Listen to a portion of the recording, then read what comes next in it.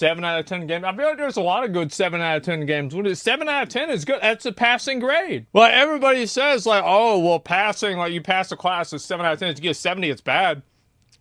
If it's so bad, then why'd you pass? I just spent 60 hours playing a game that I don't think is actually very good. Ghost Recon Wildlands was I did that with Starfield. pretty universally seen as a 7 out of 10 back when it came out in 2017 out of 10. The writing is among the worst of any game I have ever played. The voice acting comes across as like a middle schooler's idea of what they think sounds cool and awesome. The American interventionism power fantasy of hunting down a Bolivian drug cartel by blowing up tangos everywhere you go is problematic, to say the least. So why did I play this game so much? Because kids sometimes, at the end of the day, Daddy doesn't always want the cautiously prepared 5-star Gordon Ramsay dinner, all right? Sometimes he wants Pizza Hut. It's critically mid comfort trash. It might not be good. Those pizza buffets were delicious. And I don't appreciate what he's saying. Now, was Gotti Town better? In my opinion, it was. That's why Gotti Town's still in business. Pizza Hut's not. But Pizza Hut was good. For your brain, but spin me right round and call me dead or alive. Extreme beach ball, holy shit, maybe I do like sports, dad, chumba, wumba, hubba. But many of these critically deemed 7 out of 10s are often capable of scratching a specific itch. An itch that those esteemed 10 out of 10 hold forward while your character shimmies through a tight crack games. How exciting. Can't quite scratch. The only thing they scratching is that tight crack on their ass. The best 7 out of 10s might not always fully stick the landing, but hey, at least it's trying out some cool new trick. Don't worry about the haters, brother. I gotcha. 7s walk so that 10s can steal their mechanics later and win a bunch of awards. That's why 6 scared of 7, not because they not. Take the Just Cause series made by Avalanche Studios. You know, some real solid 7 out of 10. I feel like people also are too reliant on what other people like with games. They're like, I'm not supposed to like this game, so I'm not going to play it or like it. Like, I would say most people that don't like games like Starfield, for example, a lot of them probably didn't play Starfield. Now, to be fair, you don't have to eat shit to know that it tastes bad. So I understand where they're coming from, but it's always better to know what you're talking about and to have experienced it firsthand. Do people like them because they're polished? Are you blind? Are you here right now? Is he stand up or is he in your chair right now? People love the physics-based sandbox of chaos and explosions and creativity and gliders and, scratches chin, ponders. What's in like every game in the past 5 years? Perchance it's gliders, my lord. Wildlands is borderline race car most of the time, so that... That's pretty rough. That's but good, if you though. ignore People like all that driving stuff, around. it's also a gorgeous, massive sandbox of opportunity that grants you so much freedom in how you want to pursue your objectives, and you can play it with your friends. And surprise, surprise, it's made by the undisputed king of the 7 out of 10 open world game, Ubisoft. Who the fuck you calling soft, brother? You're the soft one. Matter of fact, you be making me soft with that something's never changed. Say you're sorry. Say you're sorry. We often give Ubi Software a bunch of crap for what they do, and honestly, we should. They do a lot of dumb shit. Ubisoft Connect can connect its foot to my ass. Wait, that's kind of what it tries to do, though. That's the problem. That reverse it. But the sheer amount of solid 7s and 8s that they consistently squat out that then go on to influence much better games is frankly astounding. Is the AI going to be smart? Another really good example of this is like, remember like Red Faction 2, where they had like all those destructible environments? They had like so many really good ideas in that game, and then I felt like other games tried to use that afterwards. Am I going to be smart? I'll give you a hint. The answer is the same. Are the animations going to be polished? Does a bear shit in a Ubisoft outpost? Who cares? Well... Oh, sometimes they do. There are bears in Far Cry. Scratch that. Reverse it. Is your companion going to ask you to take the vehicle off of sweet jumps even when it's a helicopter? I don't know. Let's ask one of our genius tango operators over here. This ride ain't all bad. Shit, give me a beer and I'll pretend we're back home off the coast of Myrtle Beach. You still think you're 22 or something? Nah, I'm just looking to hook up with 22-year-olds. What do you know? They don't make them the way they used to, boys. Say the line about the fucking jumps, you creep. But now let's compare a Ubisoft open world to a 10 out of 10 open world like GTA 5. Can you tackle objectives however you want? I'll give you a hint. The answer is no. But is it way more detailed and polished and generally functional? Yes. And it's also way more accessible to a mass audience because, like many other prestige 10 out of 10 games, it practically plays itself. And people go, whoa, this is just like a movie. I get to hold forward and lock on to dudes. This definitely isn't just ripping. I feel that way a lot too. I feel like there's a certain degree of like, I don't really see the appeal of a game that's not really a game. Like, I think like almost every game's cinematic experience is like probably worse than its movie or TV show counterpart. Off Michael Mann's Heat, 10 out of 10. Obviously, Ubisoft's quality standard is vastly inferior. That's not my point. Most people are going to enjoy GTA 5 as a product way more, and justifiably so. But I guess my dumbass point is that a critic score does not always tell the full story of exactly what an experience entails and what might appeal to you. And also in Heat, Al Pacino says, great ass! In summary, Nakey Jakey's In Defense of the 7 out of 10 games has a couple interesting points that are sadly buried underneath a wealth of poop and fart. I think him bringing up the point that like 7 out of 10 games are more willing to add more off-the-wall gameplay ideas because they're not trying to appeal to that super mass audience is like extremely true. I think probably the best example that I can come up with recently is Dragon's Dogma 1. Whenever I played that, I was like, man, or like Armored Core 6. It's not a 7 out of 10 game, right? But like a lot of people didn't really take it as seriously. It's like a very much more like narrow slice of gameplay that's like very fixated on one type of thing. They take more chances. Yeah, exactly. Yeah, Demon Souls. Exactly, another one. Jokes. A 7 like Dragon out of 10. 1 more. Hi, I'm yeah, Jakey. I did. I thought it was better than the second one. And Jakey.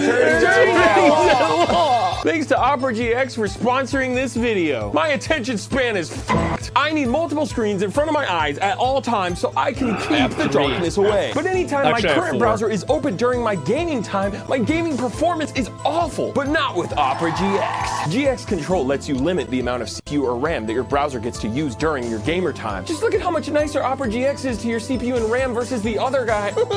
I hate when my browser is boring and looks like this. Opera GX has the GX Store, which has GX mods. There's so many wacky kooky mods, including the official Nakey Jakey one, that has its own background music, keyboard sounds, opening and closing of tab sounds, theme and colors of the browser, dedicated wallpaper. You can also disable and enable individual mods on the mods menu located on the sidebar. Opera GX also has a quick import tool that lets you quickly import all of your stuff from your previous browser, like browsing history, bookmarks, and cookies on over to Opera GX. It's also compatible with every Google Chrome extension, much like my ex-wife is apparently compatible with everyone except me. Use my special link down below to download Opera GX today. In summary, this transition back to the main part of the video was pretty smooth, but ultimately plagued by my untimely divorce. Ooh. A heartbreak out of 10. Take Middle-earth: Shadow of War. Most critics reviewed this game lower than the first one with a lot of 7 out of 10s. But ask anyone who's played both games. I rank all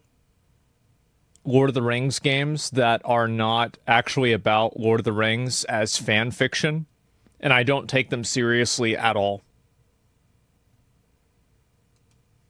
Just the way it is. They'll likely tell you how much better of a game Shadow of War is. This Metacritic score may as well be ancient hieroglyphics to them, and they are not Tomb Raider, Crody. They cannot read that. The Nemesis system is vastly superior in Shadow of War. Which, by the way, is copyrighted, and so nobody else can use it, even though it was a great innovation.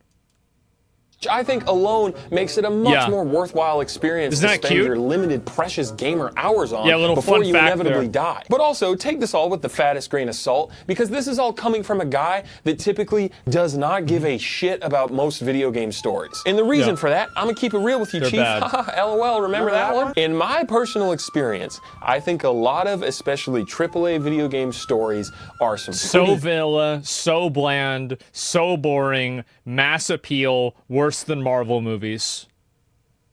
Worse than post-Endgame Marvel movies. The original Marvel movies, in my opinion, as I said before, I think they're great. Some of them aren't, at least. Droll, uninspired garbage featuring like the most insipid millennial-ass writing ever. And I do not hesitate to skip a cutscene. And if I don't even have the option to skip a cutscene, that's an immediate C sanitary rating for come on. Which is an interesting thing when it comes to reviews, right? One critic is going to place way more importance and weight on certain qualities versus another critic. Story being a huge point of contention for many. So Shadow of War gets a lot of lower scores than Shadow of Mordor because of a shitty story and bloated size. Yeah, I don't give a shit about that stuff because it's not why I'm here. I'm here to kill funny orcs. I'm not here to 100% every game I play. Get a job. Not to grind your gears. This actually I saw like games should have like an anti-OCD mode that you can play the game without having any collectibles in the game at all. So like there's never going to be a point where you pick up something and it says 1 of 375. And like there's no collectibles, there's no bullshit, it's just the game. Is my job. Obviously, in a perfect world, you should get great gameplay and story, but if you realistically don't expect a Tarantino-level screenplay every time you boot up your Xbox 5, suddenly, a lot of those 7s are actually starting to look like 8ers or 9ers. That's right, you don't even read the story. You have no idea. Like, for every Cyberpunk, there are 100 Forespokens. Oh, Niner, we got a 319! Dying Light is such a fun and unique blend of fluid movement and zombie combat, and it absolutely nails both of those core features. It just feels really good to play. But check the critical reviews, and it's a lot of 7s, pointing out a shitty story, which it is, with shitty characters, which they are, and repetitive story objectives lacking real player motivation, which they do if it's good, your main reason for playing the game is the riveting story. If you're here to kill This is another problem that like reviewers, professional reviewers care about things that players don't care about, which I think is another reason why professional reviewers are becoming more and more irrelevant, is because their interests and goals have been diverging from what the actual values of the customer base is. Because keep in mind, the only reason that reviews exist is to serve the customer. So if a review exists and it's not referencing or referential to what the customer holds value in, then the review also has no value. And be terrified while running around nighttime with your friends. The only objective you need is an icon on the map saying, "Come get y'all juice." Reviewers out of but now touch. look at Dying Light 2, which also received a lot of 7s. I mean, honestly, it's a lot of the same reasons as the first game. But for me, 2 was a disappointment for different reasons. The satisfying ragdolls from the first game were just fully absent, and it just didn't feel as good to kill zombies in this game. Which, along with doing cool jumps, I do so very much love a cool jump, that's why I'm here. I'm not here to find out what happens to generic 20-something male game protagonist who mysteriously sounds like every other fucking 20-something male game protagonist in every game ever. I love skateboarding. And I also love games that have a high skill ceiling and take some time to master, you know, like Super Smash Bros. Melee or Big Buck Hunter Arcade Nude Mod Texture Pack. So you take a skate simulator like Skater XL or Session, both games that reviewed very poorly. I mean, I'm talking more like 5 or 6 out of 10 because of the price, the bugs, the difficulty, the lack of a true single-player campaign, all totally valid reasons. But at the same time, I have played them this much. That's a lot. I mean, I have my version of that. So yeah, I understand.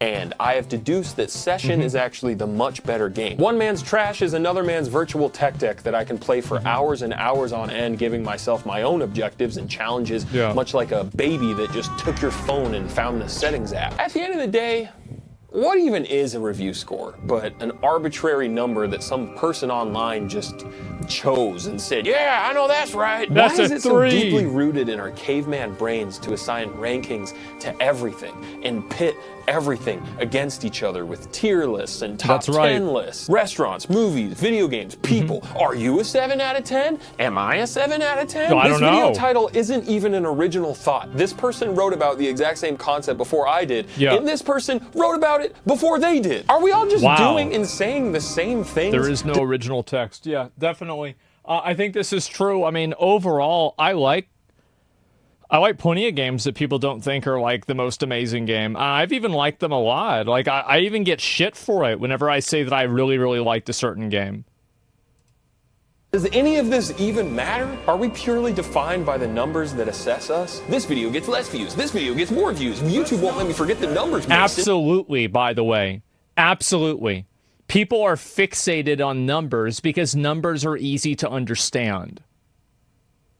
And in a world where people's social awareness as I displayed earlier with people not getting that I was joking about Metal Gear Solid being a political game, people's social awareness is going into the shitter, but they can see that 8 is a bigger number than 7.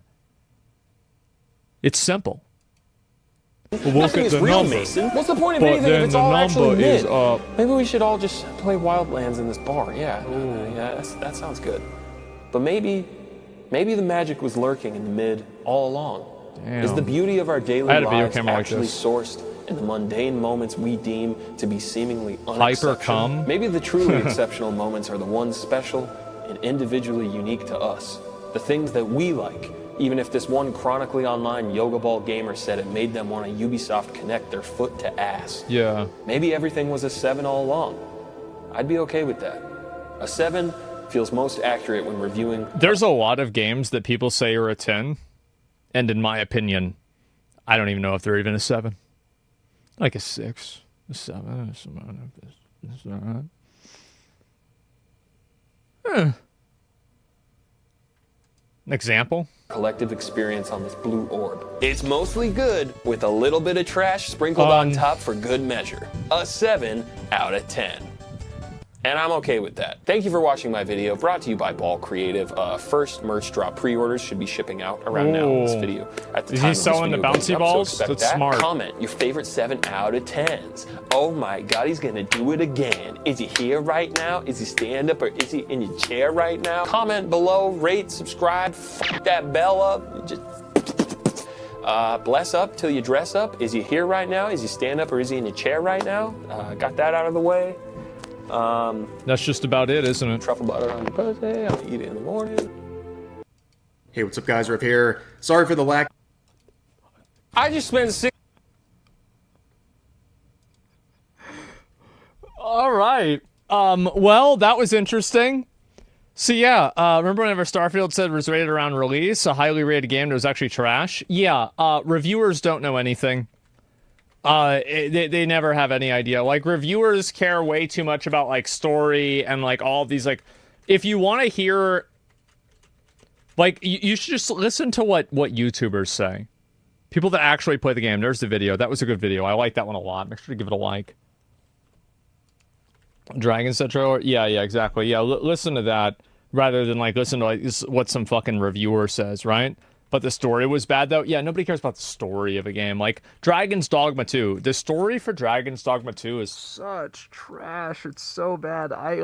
How is it that anybody could make a story that bad? I don't know, but they did. And it was just garbage, right? It was terrible. I think, like, for example, like, a game that I thought really wasn't very good, like, any, like, story-based game. Like, a lot of games that I think aren't very good, I see the way they play, and I'm like, this is a mediocre game, I don't want to play it, I don't want to try it out. And so, like, I'd have to really think about, like, other exceptions and things like that.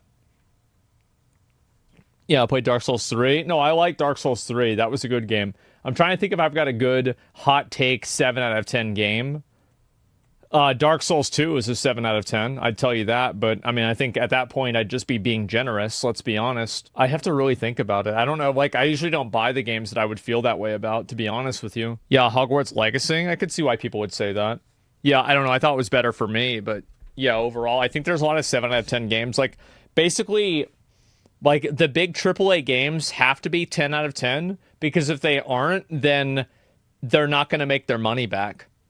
That's what the real issue is that these companies need, or these games have to meet those metrics, or they just won't make the money back at all.